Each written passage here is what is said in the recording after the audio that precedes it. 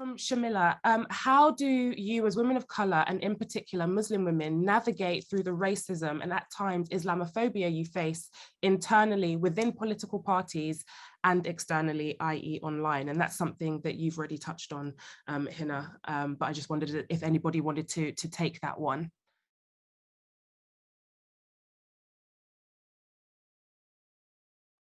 I can take it. Yes, Yeah, when you've got sort of like, thankfully we've got a room full of opinionated women, so you have to get in quick. I thought I may as well. Yeah, do you know what? That's a really interesting question. I'm gonna take it in two parts. So the first bit involves being a Muslim woman, standing for politics and the discrimination that I face from within my own communities. Because, you know, we talk about racism, but actually, you know, the misogyny exists. And culturally, for a female from a Muslim background and from Pakistan, that I have to say that I did not get, not only did I not get any favors, but I was told on many an occasion that I would never be successful because I was the wrong gender. And if only I had been a boy, I would have been the perfect candidate that I could have, you know, that people could have supported. Now, as it happened, my family were, you know, my father was very supportive of my political aspirations. He was very cynical of whether I would succeed or not. And sadly, he passed before I did get elected. However, we need to address that within our own communities. The cultural sort of deficit that we also face.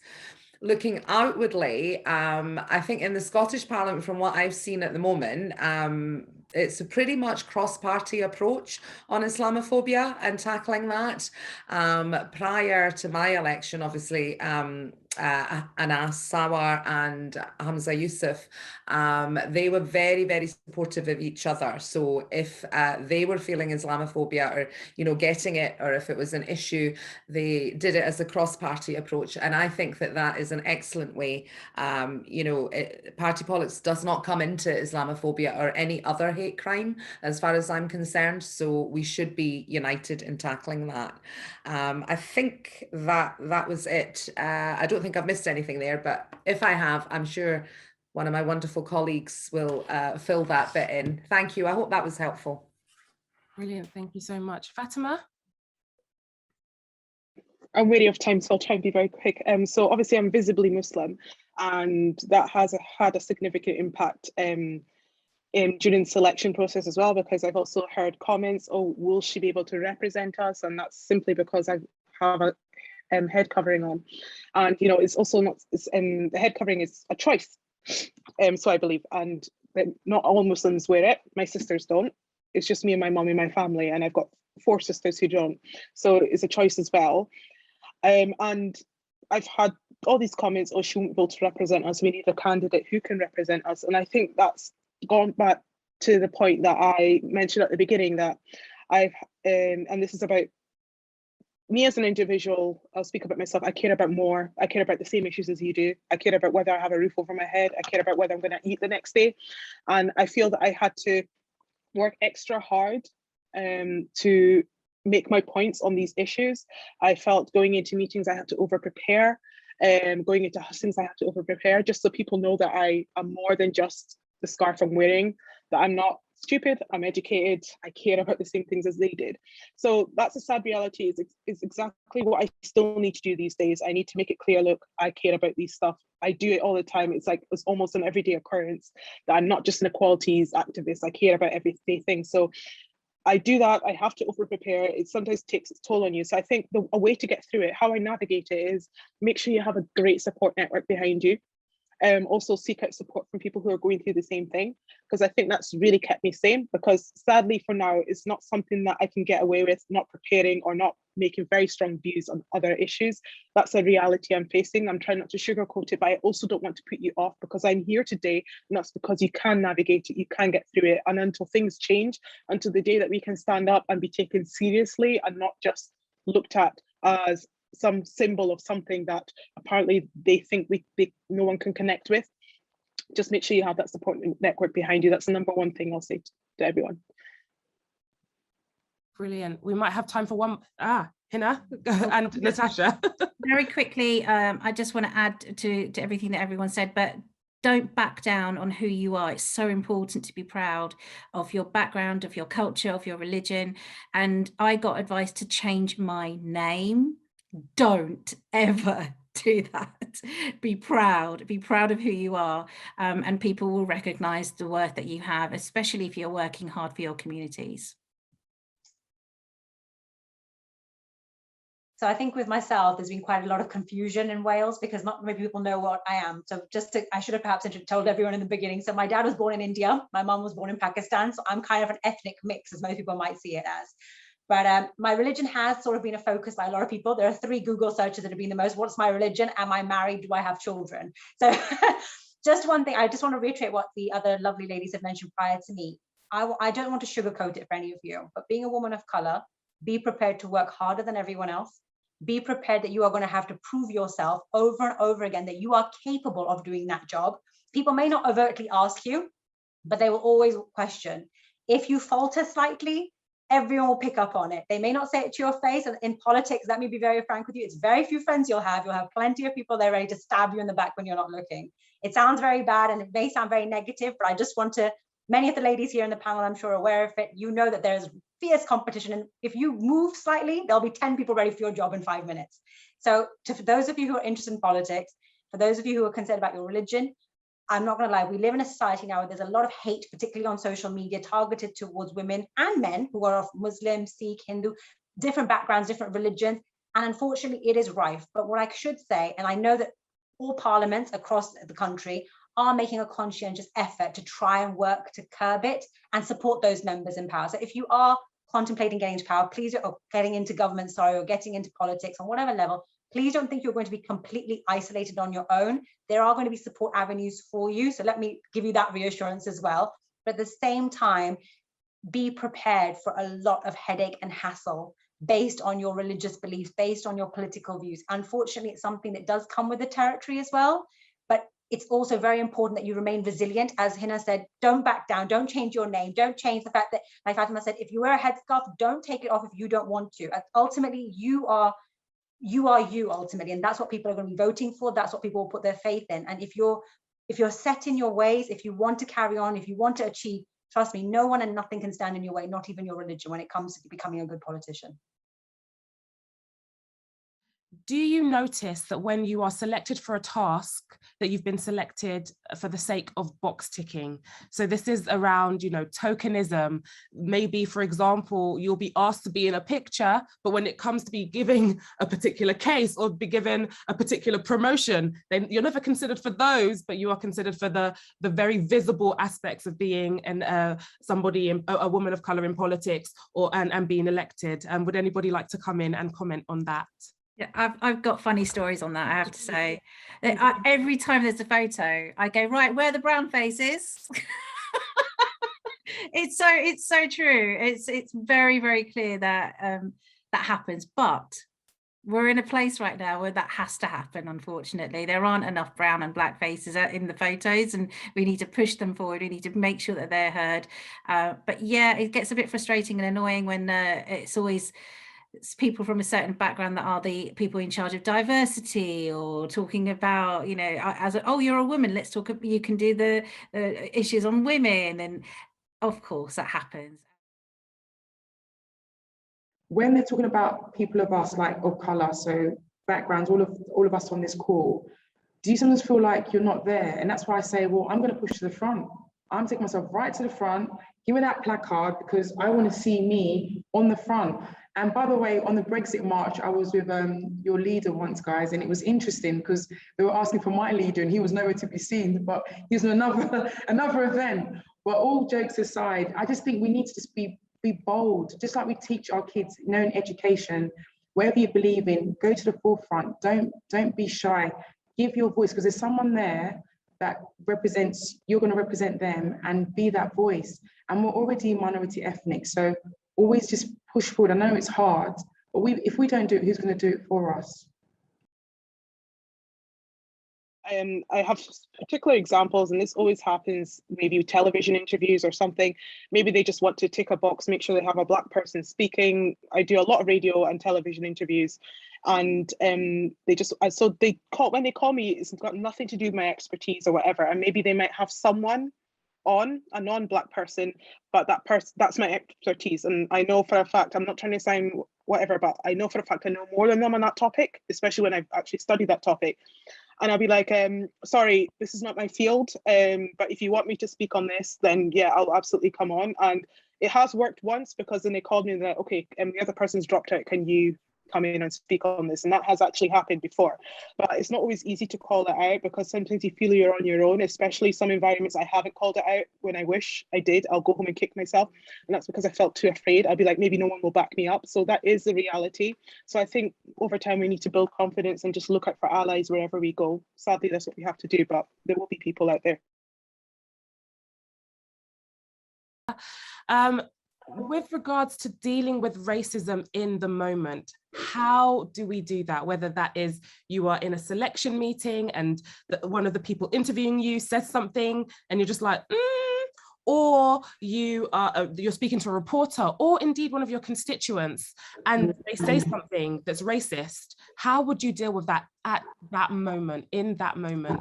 And then on the flip side, I'll open this next question up to everybody. How do you deal with microaggressions? So that's the, did they say what I think they said? Or, that when someone says something that makes you feel very uncomfortable, and it's that undercover racism that's not quite obvious.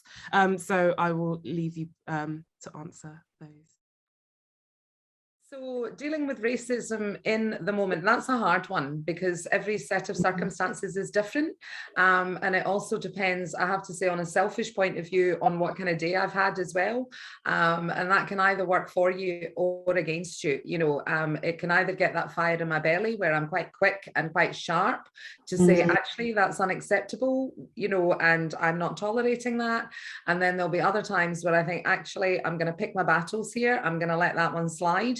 This isn't the moment, and then I wait until it is an appropriate moment and challenge it then. I always come at it from, your first strike is always a point of education.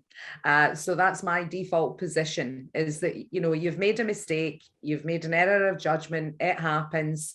And as an educator, that is what I would think, is to give somebody an opportunity to change their views, check out their biases, and do that. What I no longer do is make excuses for people. I don't do that anymore. I used to. It's because they're from a different generation. They don't know me well enough. They don't know what they're saying. I no longer think that that is the case. There is enough information out there. There is enough awareness raising campaigns, quite high profile issues of there is no such thing as low-level racism, but the everyday casual racism to the downright overt, violent and fatal instances of racism that occur. So I don't I don't make excuses for that anymore, which I have done, I think, in the past. I think I'll have something to say about microtransgressions as well, actually. When I look back over, political and educational journey, the amount of micro transgressions, I would say, if you added them all together, they're actually incredibly wounding. And, it's layers upon layers that if you dare to start to unpick them, and I do occasionally. It's only been 6 months since I've been elected, and I have to check myself and think, my goodness, am I really here? And then I will get flashbacks to, people asking me the same questions, Fatima, am I able to represent all the white people? And I'm thinking, I don't think a white person has ever been asked if they can represent Black people effectively, right? So that, tell me when that's ever happened. I have also, as a campaigner, wanting to change things. Well, if you don't like it, then leave, go back to where you came from, get that all the time. I have to say sometimes, and this is being brutally honest, is that sometimes white women have been a barrier as well, and especially from the middle classes, unfortunately. And that is an uncomfortable sort of thing to say, because I have many friends and allies who fit in that category. But generally speaking, you know, things like 50-50, those kind of campaigns, we did have a lack of women in the Scottish Parliament. Then there was a big focus on getting gender balance. The numbers went up. Black women did not benefit from that. So that tells you a story. It tells you a story.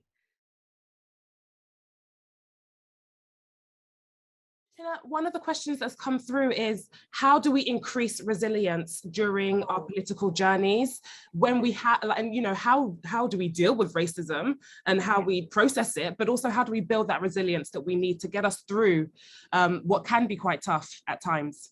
I think a lot of people talked about the support group that they build around them, you know, whether it's your family, your friends, people within your political party, but making sure you've got that group around you to get you through those tough times, because you need some support at times, because sometimes that resilience can be tested to the limit. It really can. You're tired, you know, your kids need you, things are going on at home, and it all hits you all at the same time sometimes. And but let's be frank, you know, we're women, and I think a lot of women have to deal with that. It doesn't matter if you're in politics or not. This is a reality of everyone's life, and I think we all have to live in a world where there's lots of stress and pressure. Mental health is impacting so many people's lives. And for me, in terms of, you know, how I cope with it, actually, again, it's all about that experiencing, enriching the way I am as a person and how I relate back to people, and saying, you know what, I get it.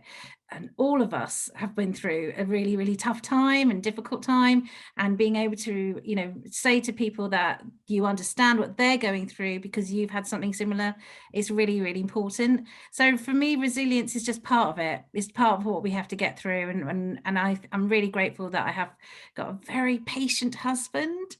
I mean, I don't want to say he puts up with me, but you know, it's not easy. It's not easy. You have to have somebody who's going to be willing to deal with the late nights and the hard work and the fact that, you know, we're always busy. But I think if it was the other way around, I'd be supporting my husband, wouldn't I? You know, so that's the way it is. I think you just make sure that you've got lots of good friends around you. I'm very, very grounded. My kids make sure that I am very grounded. You know, I don't have any airs and graces with them, and it's about being who you are, being true to yourself, and knowing that you're doing this for a really good reason, and persevere, keep on going for it. And that belief in yourself, what I mentioned before, is the key. Really is. Just keep going. Thank you so much. Fatima, did you want to add anything to that? And I can see Natasha has also unmuted, so I will definitely let you come in on that too. Yeah, so just last words. Let's see, from Mika, and I'd say don't be put off by what other people have got. Just be motivated by what you want to bring to the table. That's what I'll just say. I was just going to add in there after what Hina said, please talk. That's the biggest thing I can urge all of you to do. If you were fortunate to have a lovely husband like Hina, fantastic. But otherwise, talk to your friends, talk to your colleagues, talk to even your staff, if you're in a position where you have staff or even colleagues of yours in that line of work, because believe you me, there may be things that they're going through that you're totally unaware of, and things that, even though they may not be from the same race or religion as you, but they may be experiencing difficulties and hurdles that you might be going through. But only by talking about things openly will they be able to understand what you're going through if you're going through a difficult time. And secondly, if it's something that's just a situation that's arisen for you personally, it's something they may be able to help you and support you through. But please talk. Don't keep everything bottled up inside, because at the end of the day, your mental health is important. We don't want anyone's to deteriorate, because it is a very, very pressure-filled job. It's not easy, and the amount of responsibilities on one person's shoulders are quite a lot to bear. So if you need to offload, feel free to offload with those who are nearest and dearest to you. Thank you so much.